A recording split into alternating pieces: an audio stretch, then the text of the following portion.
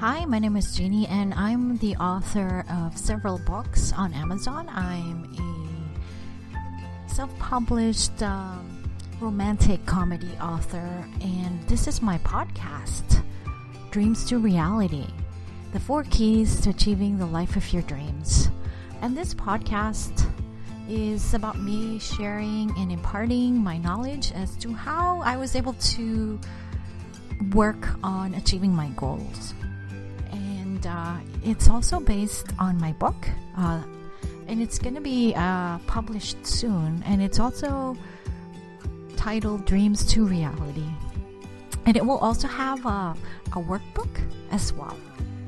And I'm also going to be helping people that after you read my book and you really like it and you like the principles that I am teaching, you can also work with me one-on-one, because I'm a goal setting coach as well, and I think I'm really good at it because I'm really good at drawing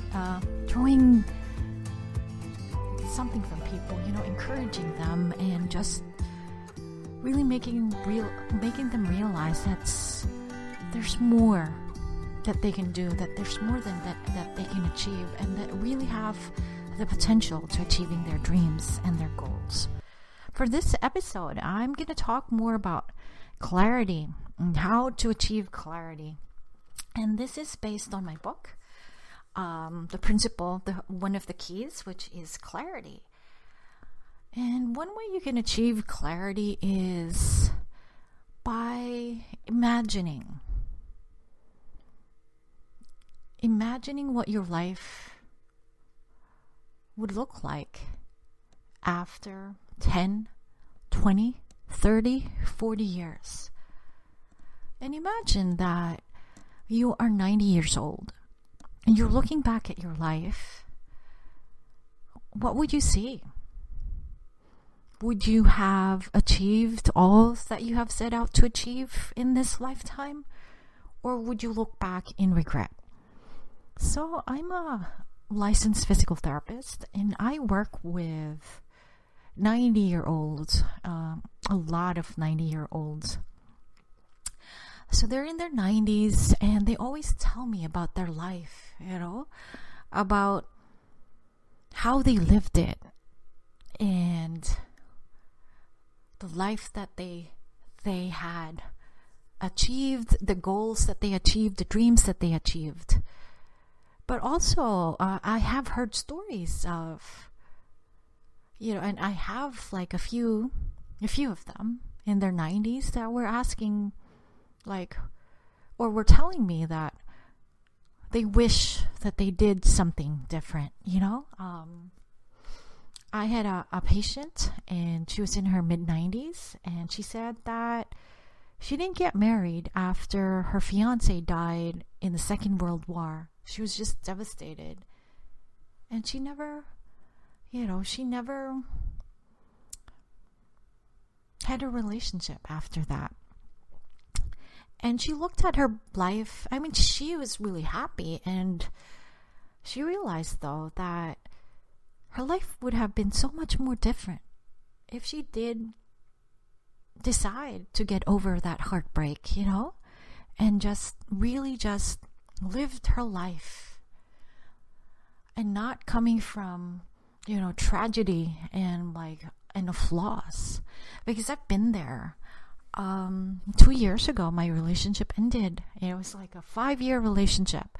And I thought the guy I was with, I thought he was the one. I really did. And I thought I thought I was happy.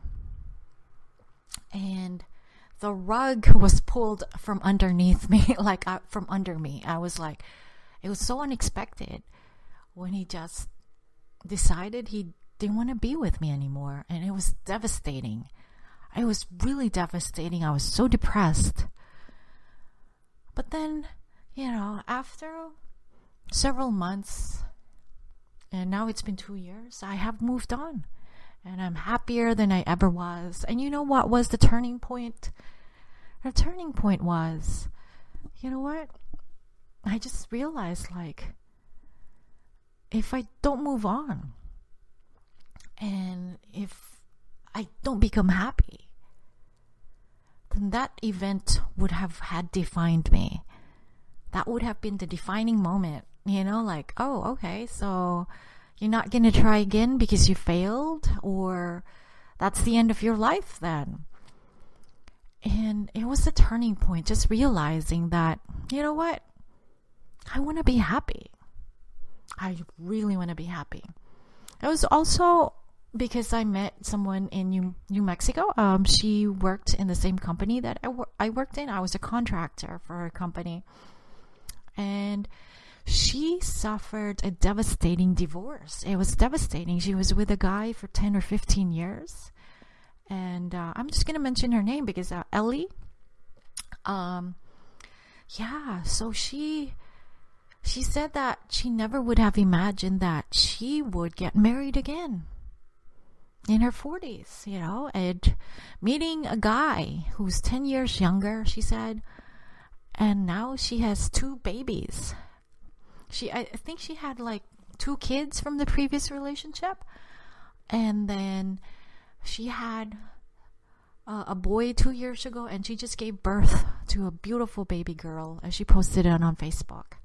She just made me realize, like, you don't stop breathing because, like, one thing ended, your relationship ended, or you suffered a devastating loss. It doesn't have to be a relationship. It could be a business that failed. It could be a business partnership that failed. It could be a career that failed or ended. You got fired.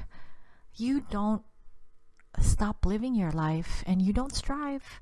You don't stop striving to be happy because of that one defining moment, like the same with my patient. I think she passed away already. She was in her mid-90s, and that was her regret, that after her fiance died, she didn't move on, and that defined her life, her entire life. So we will all experience heartbreak. We will all experience loss. That's a given. As long as we are alive, we will experience that. But what Ellie made me realize is that there is life after, a divorce or a relationship ending. There is life after that, and there is happiness after that. And she's in my book, by the way. I asked for her permission to be in the book because she is so inspired. She inspired me. I said, oh my God, like, what else is possible? Because at that point, I was ready to give up. I was like, I'm not going to date again. I'm never going to try again, and I did try again because I saw the possibilities. What else is possible? You don't give up. You just continue, and you create more, you create better. And that is when you are really clear about what you want in life, when you are clear that you want to be happy, and when you are clear that when you're 90 years old, you don't want to look back in regret. We don't all want to have the same goals. Like, I know people have different goals. Your goal could just be you want to have a farm, or like you just want to retire, at the age of maybe 58 or something. I don't know. Maybe that's your goal. That's your dream. Maybe your dream is just to, set up a coffee shop or whatever your dream is. No matter how big or small, we don't have to have big goals, We just have to have goals that make us happy. A dream that makes us happy, a dream that makes us feel alive. That's it. Because, I believe that you can manifest your life on a day-to-day basis. And then it's not about the goal in itself, although it's kind of like paradoxical because I'm a goal-setting coach. It's not that per se. It's more like the journey. And I will teach you, and it's going to be in the book. And if you want to work with me one-on-one, I can teach you as well. It's going to be I'm going to teach you how to really be happy on a day-to-day basis, because you know the principles. You have the key principles. You have the key tools that you can use, that no matter what happens in your life, you can start from scratch, because the foundation is strong, because you know all the tools. You know all the component parts, that even if like someone, it's like being able to know how to build, like, let's say a computer, because I did that before. I was able to actually like assemble a computer from scratch. It was like a PC tower. I just knew the basics, that this one goes here, this one goes there. I think I made like, in a span of a day, I think I was able to make 20. I forgot like what the number was, but my uncle taught us how to assemble a PC tower, from scratch. And because I knew the principles, because I knew the keys, because I knew the steps, I was able to assemble one after another, after another, after another. So once you know the key steps, once you know the principles, you can apply it to any goal that you want and desire. And that's a guarantee, because I've been using that. And so, going back, so when you are almost at the end of your life, let's say you're 90, if you don't want to live that long, it's, you could be 80, who knows. But looking back from that perspective, what would you have wanted to achieve? Would you have achieved it? What was your legacy? And I'm going to share an experience. So my grandmother, she was a dynamo. She was full of energy. She was full of life. She got married really, really young, younger than most should be. It was like a different era, a different age, a different period of, it was a different bygone era. Anyway, when she died, and we were at the wake, there were like dozens and dozens of strangers that came to visit her, like, pay their last respects, and we didn't know them. And on the day that she was going to be buried, there were like a lot of people. Like, they were hiring, like, they like hired like I think a bus and a truck. I don't know. I don't even know.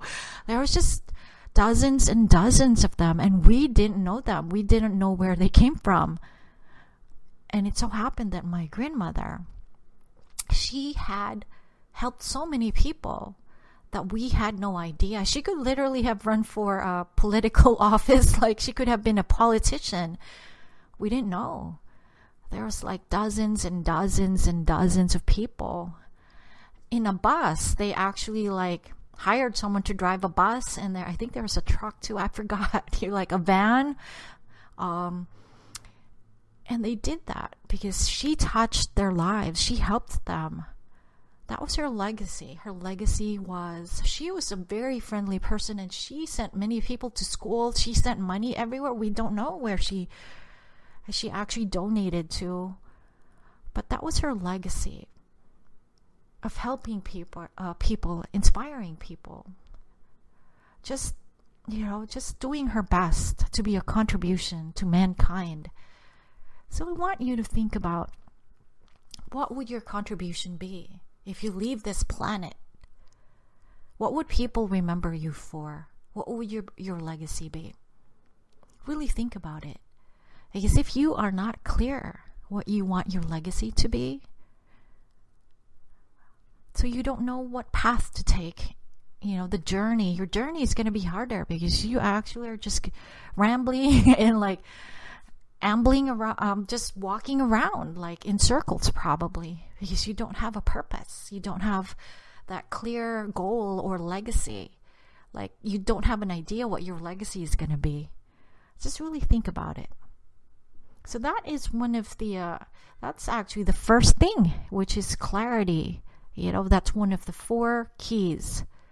Clarity. What would your life be if you could write your eulogy right now? What would people say about you? What would your contribution be? Write about your journey. If you can do that right now, you can write it down. You can think about it. What would you want to leave behind? You know? What would you want to be remembered for?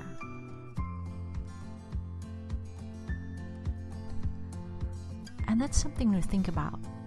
And thank you very much for listening. And yeah, I'll wait for you in the next episode. Thank you very much. Bye-bye.